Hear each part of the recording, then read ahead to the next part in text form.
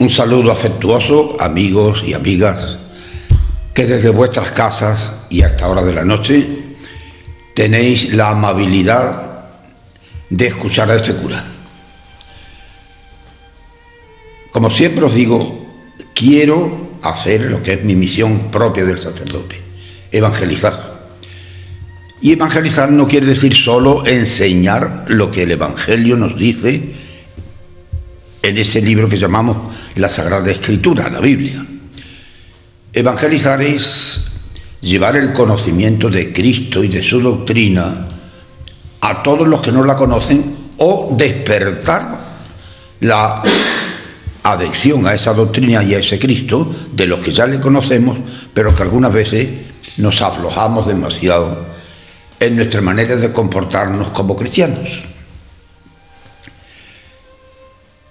Estamos en un momento difícil, no digo malo ni bueno, difícil, para todo, para la sociedad entera y para la Iglesia también, naturalmente, porque la Iglesia es parte de la sociedad. La Iglesia la formamos todos los que como cristianos vivimos en la sociedad que estamos formando, sea donde sea y como sea. A propósito de ello, cuando leía anteayer domingo la Sagrada Escritura para la celebración de la Eucaristía, caí en la cuenta, digo, esto podría y debería ser también un motivo para la charla del martes, y así lo vamos a hacer. Es la carta del apóstol San Pablo a los fieles de Corinto. En aquel momento, hace 2000 años, era una de las cristiandades primitivas, pero que luego, naturalmente, a través de estos 2000 años, se ha ido haciendo doctrina actual para cada uno de los que creemos y queremos vivir según nuestra fe. Porque el apóstol le escribía en aquel momento a los fieles, a los que tenía a mano, que eran los conversos del judaísmo y también de otras religiones que no eran los judíos, poquitos, porque poquito a poco la Iglesia se fue formando a través de esas conversiones de los que se adherían al Evangelio. Y el apóstol dice estas palabras que os leo directamente de la Sagrada Escritura. Os ruego, hermanos, en nombre de nuestro Señor Jesucristo,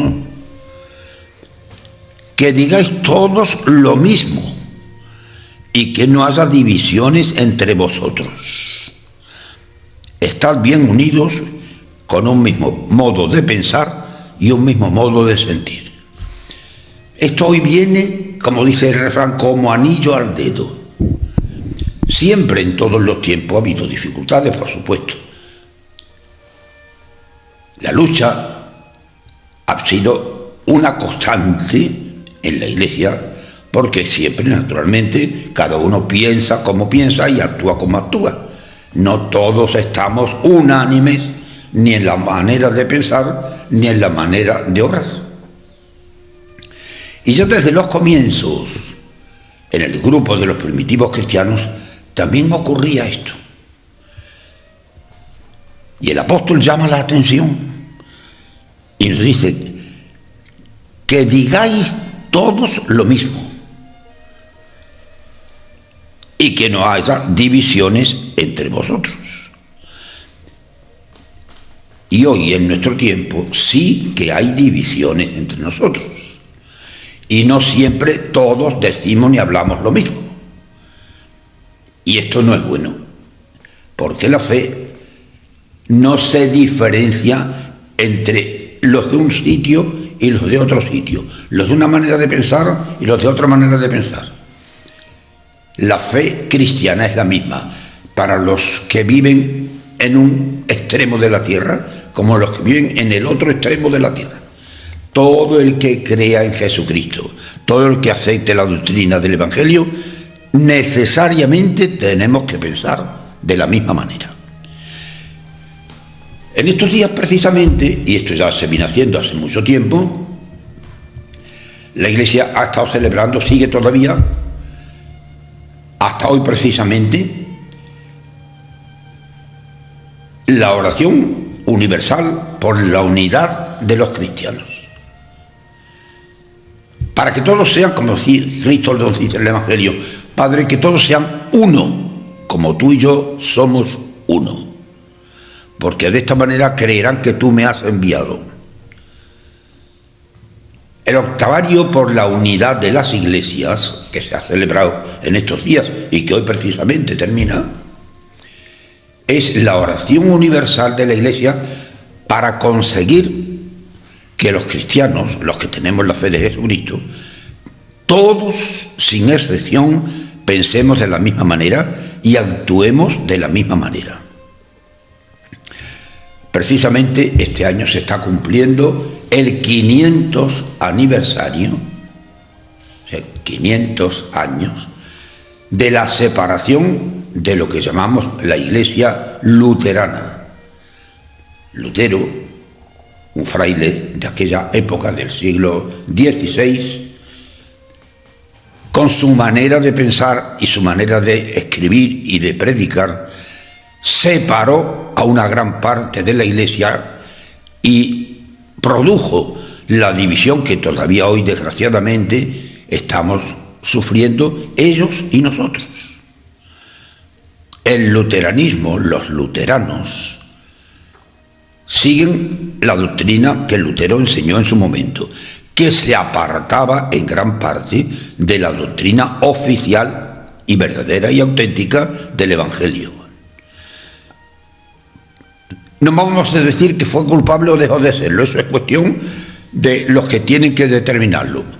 Nosotros decimos solamente lo que ocurrió y sigue ocurriendo.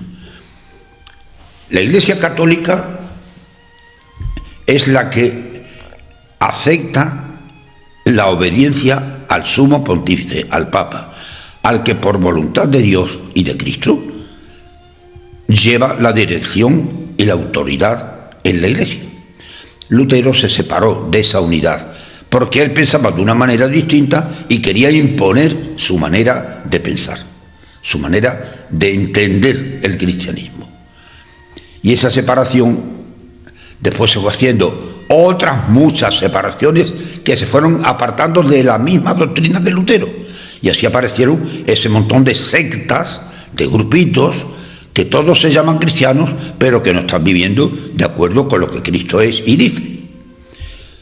Este año se cumple el 500 aniversario. Y empezando por el Papa Francisco, y siguiendo por los mismos luteranos, están intentando hacer lo posible por buscar y encontrar esa unidad de doctrina y de actuación.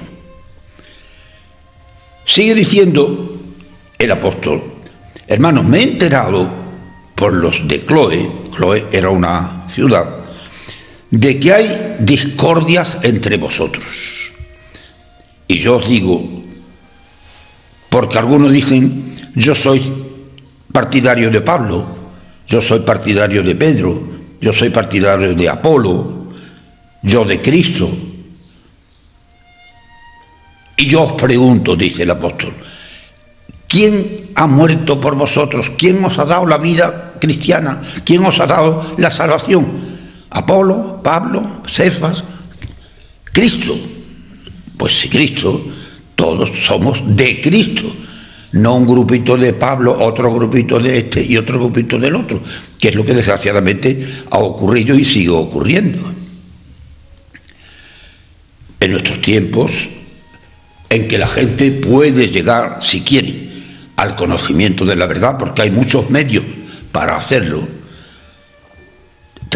no tenemos más remedio los cristianos que poner de nuestra parte para que nuestra vida, nuestro comportamiento, nuestra forma de pensar y de sentir, nuestra manera de actuar, sea la que Jesucristo quiere para todos los que son sus seguidores. Dice Pablo, preguntándole a los de Corinto y a nosotros también ahora, ¿es que Cristo está dividido quizás? ¿Es que Cristo es una porción para ti, otra distinta para el otro, otra para el otro? ¿O hay un solo Cristo que es el único para todos y de todos? ¿Es que habéis sido bautizados en Pablo, en Pedro o en quién. Habéis sido bautizados en Cristo. Hay un solo bautismo, un solo Señor. Y dice, terminando ese párrafo, porque Cristo no me ha enviado a mí a bautizar, sino a anunciar el Evangelio, a anunciaros la verdad, para que el sacrificio de Cristo, su sufrimiento, su pasión, su muerte, su resurrección, no sea ineficaz para muchos. Esto tenemos que tenerlo muy en cuenta en estos días, porque, insisto, hay mucha división entre los que nos llamamos y somos cristianos porque estamos bautizados. Pero si no tenemos una sola fe, si ese bautismo no es único, porque no es distinto el tuyo ni el mío ni el del otro, sino es uno para todos, si verdaderamente nuestra adhesión a Jesucristo y al Evangelio es la que tiene que ser, no podemos tener divisiones, tenemos que tener unidad.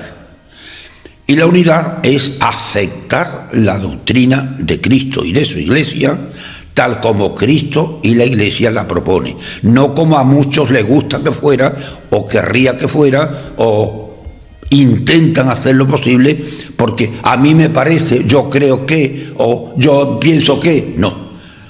Ni a mí me parece ni yo creo que, o creo en Cristo y creo en su doctrina, o estoy fuera de la realidad.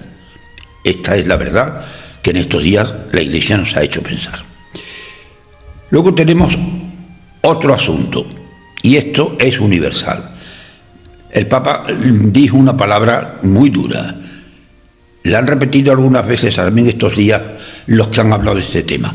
¡Qué vergüenza! Así, que entre cristianos se esté dando el problema de la inmigración y del abandono de tantos miles de hermanos nuestros, a quien nadie echa cuenta, de quien nadie se preocupa, de quien nadie recibe una ayuda, y que andan por ahí peor que animales, porque se está gastando dinero a montones en cuidar a los animales, que no digo yo que no haya que cuidarlos, pero se están abandonando a las personas.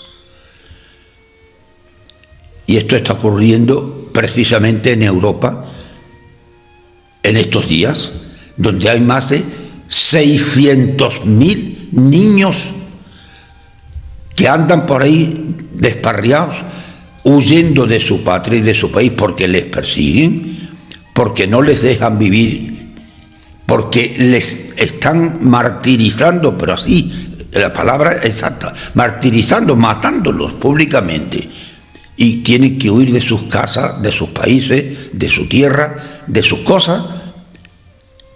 ¿Y a dónde van? ¿Y quién lo recibe? ¿Y cómo lo hace? Y esto es un problema muy grande para nosotros los cristianos. Cuando este programa, yo lo llamé desde el principio Iglesia al Día, yo quiero decir ahora también que al día, ahora, en estos momentos, la Iglesia se está preocupando en cuanto puede de remediar esta necesidad, pero ¿y la sociedad en sí misma? ¿Y la autoridad de cada una de esas sociedades? ¿Y la política de los que muchos la ejercen o la practican? ¿Se están ocupando de verdad de esa necesidad y de corregirla o de ayudarla? Pues no, desgraciadamente no. Solo de los niños, y lo decía estos días pasados el Papa muy claramente en su doctrina, solo de niños hay 600.000 niños en Europa abandonados, descuidados, de los que no se preocupa la gente, niños que no tienen escuela, niños que no tienen casa, niños que no tienen comida, niños que están muriéndose de hambre, de sed, de frío y de abandono. Muchos que ni siquiera ya pueden hablar de padre y madre porque se los mataron. Y esto lo estamos viendo en la televisión muchas veces, no siempre, porque no siempre nos dice la verdad, pero... Y este problema es también un problema de Iglesia, un problema de amor cristiano y de caridad fraterna, que no tenemos más remedio que practicarla, y cada uno poner de su parte lo que pueda. Ya el Papa En Roma lo está haciendo en cuanto le es posible. Ya en algunas diócesis los obispos también se están preocupando. Ya en España también hay algunos obispos que han dejado abiertas sus iglesias para que por lo menos de noche se puedan recoger en ellas los que no tienen casa ni techo donde ampararse, con estos días tremendos de frío y de nieve y todo esto que hemos tenido que pasar y seguimos pasando. Esto es iglesia al día. Y esto hay que tenerlo en cuenta nosotros, porque no solamente somos cristianos para sacar procesiones. Porque hemos celebrado mucho la Navidad y porque estábamos pensando en que vamos a celebrar la Semana Santa. Pero ¿qué es lo que celebramos? ¿El festejo o la fe que eso nos trae y nos dice? Hay que pensárselo. Porque Cristo no vino al mundo y se hizo hombre y padeció y murió en la cruz para divertirnos y para entretenernos, sino para salvarnos. Y la salvación viene de Cristo si seguimos su palabra y vivimos su doctrina. Hay también, para nosotros concretamente, para la diócesis en que estamos viviendo, la diócesis jerezana, un documento que nuestro obispo ha publicado en estos días, lo pongo a la vista vuestra.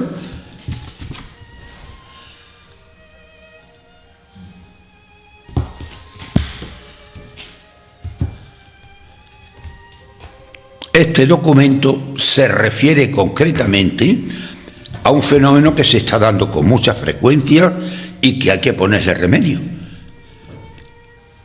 la incineración de los difuntos. Cada día hay más incineraciones. La Iglesia no está en contra de que los cadáveres se incineren. Está en contra de que esas cenizas de los cadáveres incinerados se tire en cualquier sitio o se tenga en cualquier lugar que no sea lugar sagrado. Cada día estamos viéndolo con más frecuencia en todas partes. El funeral para muchos no se hace en la parroquia, en el templo parroquial, se hace en el tanatorio. Y el tanatorio es porque allí se va a quemar el cadáver y luego esas cenizas, la mayoría, la gran parte de ellas, se esparcirán en el campo, en el agua, en el río, en donde sea, pero no se dará una sepultura cristiana y religiosa como debe hacerse. Hay algo que es un poco duro de decir, pero que tiene que hacerse. Si algún enfermo, quien sea, mientras está en razón, dice: yo quiero que me quemen y que me tiren al río, al agua, al campo, a donde sea, a ese no se le puede hacer exequias religiosas. Luego que no pidan la misa por ese difunto porque él ha rechazado.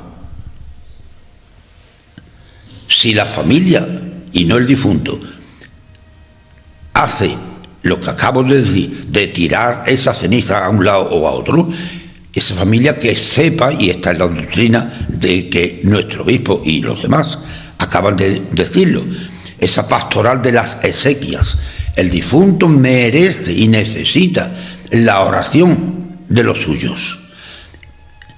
Y esas cenizas, que no son más que los restos, pero el cuerpo incinerado de una persona que de suyo debía estar enterrado, que eso es lo práctico. La Iglesia siempre ha querido el enterramiento, no la incineración.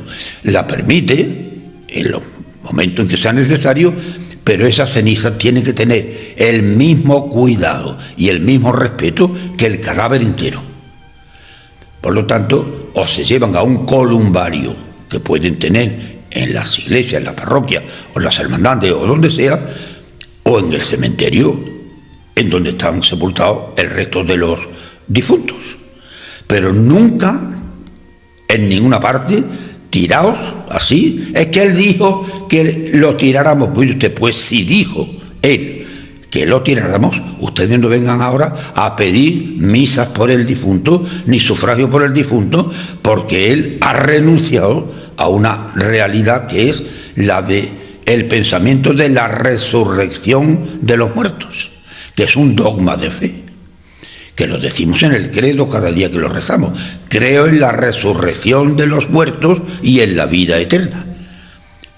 Y los muertos son esas cenizas cuyo cuerpo está incinerado, su alma no, porque el alma como espíritu que es no muere ni se disuelve, pero que llegará un día, cuando Dios lo tenga determinado, en que ese alma se unirá de nuevo al cuerpo, a esas cenizas o a ese cadáver enterrado, porque el Señor que nos hizo de la nada, de la tierra, dice la Biblia, del barro de la tierra, el Señor nos volverá a dar al cuerpo también esa vida eterna, unido el cuerpo y el alma, para que sea realmente la persona la que goce y disfrute eternamente de la presencia de Dios, que para eso nos ha creado el Señor. Para que aquí en la tierra hagamos lo que debemos hacer y para que eternamente, alabando a Dios y gozando de su presencia, vivamos felices en la eternidad. Esta doctrina de la Iglesia, recordada y en estos días muy recomendada por nuestro obispo, hace falta que la conozcamos todos y que la llevemos a la práctica. Es que yo tengo las cenizas de mi padre, de mi madre, de mi tío, de quien sea, la tengo en mi casa. No, en su casa no debe tenerla. Es que él dijo que las echáramos en el campo donde él solía ir. No se debe hacer. Es que a él le gustaba muchísimo el mar y ha querido que la espolvoree por el mar. No puede ser. No porque a Dios le cueste trabajo ninguno sacar a ese cuerpo de donde quiera que lo hayan echado, no, sino que el respeto que merecen esas cenizas, ese cadáver, es el respeto de la resurrección que esperamos que tenga en su día. Y por último, porque en estos días pasados se ha hablado mucho de este tema con motivo de la política, los que verdaderamente viven la política, voy a corregir, no viven de la política, sino viven para servir al pueblo. Muchos de ellos, muy preparados, y lo están, traen la lucha en cuanto a la enseñanza y a la educación religiosa cristiana de los niños y de los jóvenes. Es un problema grande el que tenemos planteado en estos tiempos, con tantos medios de comunicación como se tienen y tantas cosas como se están viendo, que no solamente están haciendo daño, sino que están perjudicando muchísimo a la sociedad. Niños que, como los dejemos seguir como están, no sabrán leer porque no hacen más que darle a la maquinita que tienen en la mano. No sabrán discurrir, porque quien discurre es la maquinita por ellos. No saben ni expresarse. Se le pregunta, José, ¿quién fue fulanito, menganito? Por ejemplo, el otro día, ¿tú sabes quién fue don Pelayo? Dice, sí, un futbolista del Barça. Mire usted, la historia es historia. Pero como el niño no la estudia ni se la enseñan, pues don Pelayo no fue un rey que se levantó contra la invasión de los árabes, sino un futbolista del Barça. Por este camino está a muy pocos sitios. Entonces, estos políticos, que lo hay, gracias a Dios, bueno, y que defienden la necesidad de educar a los hijos en la verdad, no en la mentira, en lo real, no en lo fingido, en lo que es prácticamente necesario, no en lo superfluo.